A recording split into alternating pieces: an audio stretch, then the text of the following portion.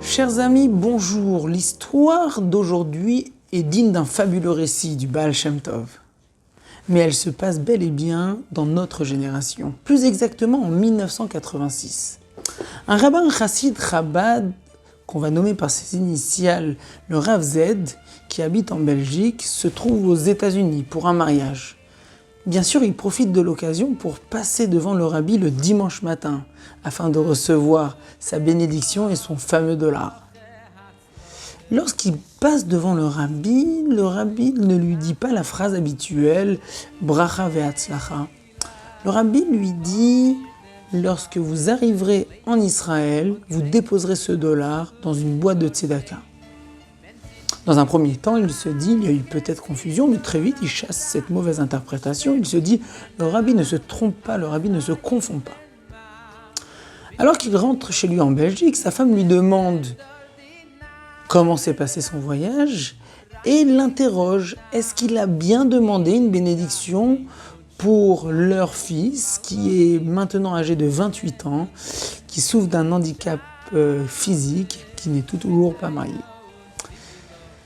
Le Rav Z admet à sa femme qu'il n'a pas eu le courage et le cœur de déranger le rabbi plus que ça, mais qu'il a pensé très très fort. Sa femme lui dit « Et qu'est-ce que le rabbi t'a répondu ?» Il dit « Curieusement, le rabbi m'a demandé de déposer un dollar dans une boîte de tzedaka en Israël. » « Et qu'est-ce que tu comptes faire ?» Il dit « Je compte envoyer un chèque dans une institution juive en Israël pour un don de tzedaka. » Sa femme lui dit « Mais le rabbi t'a demandé de déposer ce dollar dans une boîte de tzedaka et toi tu comptes envoyer un chèque ?» Il lui dit « Mais je ne vais tout de même pas voyager pour ça. » Elle lui dit « Mais en tant que chassid, tu te dois de respecter la parole de ton rabbi. Tu dois faire à la lettre ce qu'il te demande. » Voyant sa femme qui insiste, il comprend qu'il n'aura pas trop le choix et se voit prendre un billet pour voyager en Israël la semaine d'après. Alors qu'il arrive dans l'aéroport de Ben Gurion, il prend un chéroute pour arriver à Jérusalem. Vous savez, un chéroute, c'est un genre de taxi collectif. Il s'assoit et à côté de lui, Agouteïd, un bon juif qui le ressemble, s'assoit également. Il commence à papoter, il se demande d'où ils viennent, etc. Et quand l'homme lui demande à Rav Z l'objet de son voyage, il était un peu gêné. Il lui dit « Je vais vous dire, ça va vous surprendre, je suis venu déposer un dollar dans une boîte de tzedaka que le rabbi m'a demandé. » L'homme n'est pas plus surpris que ça, il est plutôt intéressé. Il lui dit « Mais je suis moi-même ici pour la même raison. Je viens de passer dimanche dernier chez le rabbi pour demander une bénédiction pour ma fille qui a 27 ans et qui souffre d'un handicap.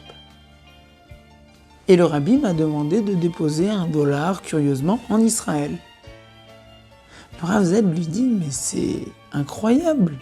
Nous sommes assis à côté dans un taxi, nous venons ici pour la même raison de la part de la même personne. Mais ce qui est encore plus surprenant, c'est que je suis également passé chez le rabbi pour une bénédiction pour mon fils de 28 ans qui souffre d'un handicap. »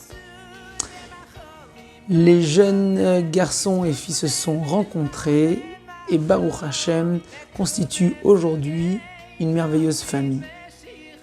Ce qui est intéressant dans cette histoire, c'est non seulement la vision du rabbi incroyable, mais le Rav Groner, secrétaire du rabbi, avait l'habitude de dire à mon père, de cette histoire nous voyons la qualité et la foi des femmes juives.